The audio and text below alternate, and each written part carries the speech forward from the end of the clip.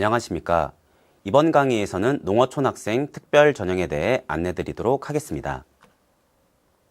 우선 농어촌학생 특별 전형의 지원 자격에 대해 말씀드리겠습니다. 농어촌학생이란 농어촌 지역 또는 도서벽지의 학생으로 유형 1과 유형 2로 구분됩니다. 농어촌학생 유형 1의 경우 농어촌 지역 소재의 중고등학교에서 모든 교육과정을 이수하고 본인과 부모가 중고등학교 재학기간 중 모두 농어촌 지역에 거주하는 자를 의미합니다. 흔히 6년형이라고도 불립니다. 유형 2의 경우 농어촌 소재 초, 중, 고등학교에서 모든 교육과정을 이수하고 재학기간 중 학생 본인이 농어촌 지역에 거주한 자를 의미합니다. 흔히 12년형이라고도 불립니다. 대부분의 읍면 소재 특수목적 고등학교, 과학고, 외국어고, 국제고, 예술고 등을 제외하며 자율형 사립고도 제외하는 대학이 있습니다. 또한 유형 1과 유형 2를 모두 인정하는 대학이 다수이지만 일부 대학의 경우 유형 1 또는 유형 2만을 인정하는 경우가 있습니다. 이에 대학별로 모집 요강을 확인할 필요가 있겠습니다. 그리고 재학기간과 거주기간은 연속된 연수만을 인정하고 있습니다. 농어촌학생 특별전형의 수시 사례를 살펴보도록 하겠습니다. 전형명을 보시게 되면 농어촌학생, 기회균형 등 명칭이 상이한 경우가 있으며 농어촌학생만을 지원 자격으로 하는 단일 전형도 있으나 통합 전형으로 운영되는 경우가 있습니다. 예를 들어 광운대학교의 경우 농어촌학생 전형을 단일 전형으로 운영하고 있으나 서울과학기술대의 경우 통합 운영하고 있음을 확인할 수 있습니다. 2025학년도 홍익대학교 모집 요강을 토대로 설명하겠습니다. 홍익대의 경우 학생부 교과와 실기 실적 위주 전형 모두에서 농어촌 학생을 선발하고 있습니다. 좌측표의 빨간색 네모를 통해 모집 단위별 모집 인원을 살펴보도록 하겠습니다. 농어촌 학생의 경우 모집 단위별 모집 인원이 많지 않음을 확인할 수 있습니다. 홍익대학교의 경우 1명에서 5명 사이로 농어촌 학생을 선발하고 있습니다. 대부분의 모집 단위에서 농어촌 학생 모집 인원이 적기 때문에 원서를 쓸 때 경쟁률과 모집 인원을 신중히 고려해야 합니다. 우측표를 보시겠습니다. 농어촌 전형의 경우 학생부 교과에서 인문계열, 자연계열, 예술학과에서만 학생을 선발하고 있으며 실기 실적 위주의 경우 미술계열에서만 학생을 선발하고 있음을 확인할 수 있습니다. 홍익대학교의 경우 농어촌 학생 전형으로 교과와 실기 실적 위주로 총 48명의 학생을 선발하고 있습니다. 우측 상단의 지원 자격을 보시겠습니다. 홍익대학교의 경우 유형 1과 유형 2를 모두 포함하여 학생을 선발하고 있습니다. 유형 1의 경우 농어촌 지역 소재 중고등학교에서 중학교 입학일부터 고등학교 졸업일까지의 6년의 모든 교육과정을 연속하여 이수한 자로서 중고등학교 재학 기간 동안 본인 및 부모 모두가 농어촌 지역에 거주한 자로 지원 자격을 명시하고 있습니다. 유형 2의 경우 농어촌 지역 소재 초, 중, 고등학교에서 초등학교 입학일부터 고등학교 졸업일까지의 12년의 모든 교육과정을 연속하여 이수한 자로서 초, 중, 고등학교 재학 기간 동안 본인이 농어촌 지역에 거주한 자로 지원 자격을 명시하고 있습니다. 또한 지원 자격 세부 사항을 두어 자격 요건을 명확히 하고 있습니다.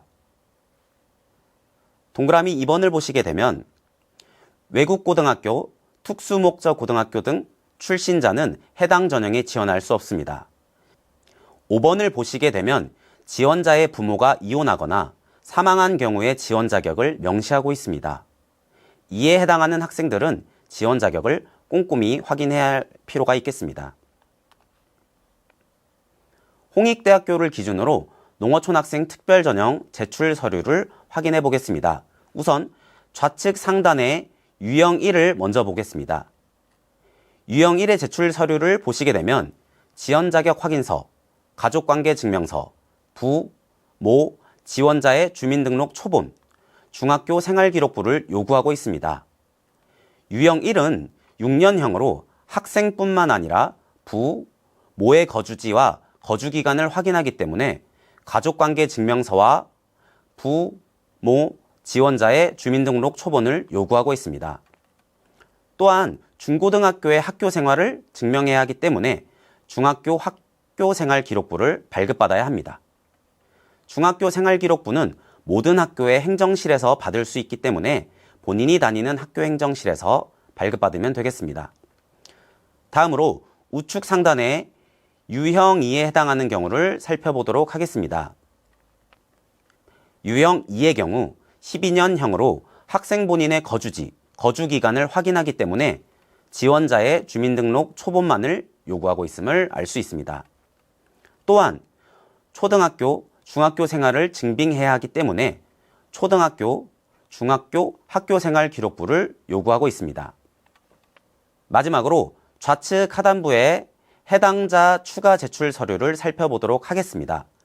부모가 이혼 또는 사망한 경우와 같이 특별한 경우에는 대학에서 추가 제출 서류를 요구할 수 있습니다. 본인이 해당하는 사항에 필요한 제출 서류를 제출해야 농어촌학생 특별전형으로 지원이 가능합니다. 다음으로 최종 등록자 추가 제출 서류에 대해 안내하겠습니다. 예를 들어 홍익대학교에 농어촌 전형으로 합격한 학생이 있다고 가정하겠습니다. 해당 학생이 홍익대로 최종 등록을 하게 되면 대학에서는 추가적인 제출 서류를 요구하게 됩니다. 농어촌학생 특별전형의 경우 입학일부터 졸업일까지의 기간 동안 지원 자격 요건을 유지해야 합니다. 만약 유형 1의 학생이 고등학교를 졸업하기 전에 본인, 부, 모 중 한 명의 주소지가 농어촌 지역이 아니게 된다면 지원 자격을 상실하게 됩니다. 이러한 사실을 확인하기 위해 대학에서는 추가적인 서류를 요구하게 됩니다. 혹시나 주소지를 옮겨야 한다면 반드시 고등학교를 졸업한 이후에 옮길 것을 당부드립니다. 다음으로 농어촌학생 특별전형 수시 결과를 확인해 보겠습니다. 홍익대학교의 경우 교과전형에서 농어촌학생 특별전형과 학교장 추천자 전형을 운영하고 있습니다. 좌측표는 학교장 추천 전형의 경쟁률, 우측표는 농어촌학생 전형의 경쟁률을 나타내고 있습니다. 빨간색 네모칸을 통해 공과대학의 경쟁률을 비교해 보도록 하겠습니다. 전자전기공학부 그리고 건설환경공학과까지 대부분의 모집 단위에서 농어촌학생 전형의 경쟁률이 낮게 나타나는 것을 확인할 수 있습니다. 하지만 건설환경공학과의 경우 농어촌학생 경쟁률이 높다는 것을 확인할 수 있습니다. 농어촌학생 전형의 경우 모집 인원이 1에서 5명 정도로 적기 때문에 모집 인원에 따라 경쟁률이 크게 변하는 것을 확인할 수 있습니다. 본인이 농어촌 전형을 쓰게 된다면 반드시 모집 인원과 경쟁률을 확인한 후 지원 전략을 세워야겠습니다. 홍익대의 경우 농어촌학생 전형이라는 단일 지원 자격으로 학생을 모집하지만 만약 농어촌학생과 다른 지원 자격이 통합 운영된 전형의 경우 더욱 경쟁률이 높아질 수 있다는 점을 명심하셔야 되겠습니다. 다음으로 제주대학교의 수시 결과를 확인해 보겠습니다. 제주대학교의 경우 학생부 종합전형에서 농어촌학생 특별전형을 운영하고 있습니다. 작년도 제주대학교의 4가지 모집 단위별 학생부 종합 일반 전형과 농어촌 전형을 비교하여 설명하도록 하겠습니다. 제시된 4가지 모집 단위인 국어국문학과, 사학과, 경제학과, 해양산업경찰학과의 경우 학생부 종합 일반 학생과 농어촌 학생의 모집 인원에는 큰 차이가 나타나지 않고 있습니다. 하지만 경쟁률에서는 큰 차이를 보이고 있는데요. 농어촌 학생의 경우 일반 학생의 경우보다 경쟁률과 성적 평균 50컷, 70컷이 낮게 형성되어 있음을 확인할 수 있습니다. 제주대학교에 제시된 학과로 진학을 희망하는 학생이 농어촌 전형을 쓸 수 있다면 일반 학생들보다 낮은 등급으로도 합격이 가능했었음을 확인할 수 있습니다. 하지만 모든 대학에서 이러한 모습을 보이는 것은 아니기에 경쟁률과 등급 컷을 면밀히 검토한 후에 지원을 해야겠습니다. 다음으로 농어촌학생 특별전형 정시 사례를 살펴보도록 하겠습니다. 대학들에 따라 모집군이 다르다는 사실을 확인할 수 있습니다. 건국대학교의 경우 가, 나, 다군에서 농어촌학생을 선발하지만 상명대학교의 경우 나군에서만 학생을 선발하고 있음을 확인할 수 있습니다. 작년도 건국대 정시 모집 요강을 토대로 설명드리도록 하겠습니다. 빨간색 네모를 보시게 되면 건국대학교의 경우 가군, 나군, 다군 모두에서 농어촌 특별 전형으로 학생을 선발하고 있습니다. 예를 들어 국어국문학과에서는 농어촌 학생 특별 전형은 나군으로, 물리학과에서는 가군으로, 전기전자공학부에서는 다군으로 지원해야 한다는 것을 확인할 수 있습니다. 이상으로 농어촌 학생 특별 전형 강의를 마치도록 하겠습니다. 다음 강의에서는 기초생활수급자 등 특별 전형에 대해 안내드리도록 하겠습니다. 감사합니다.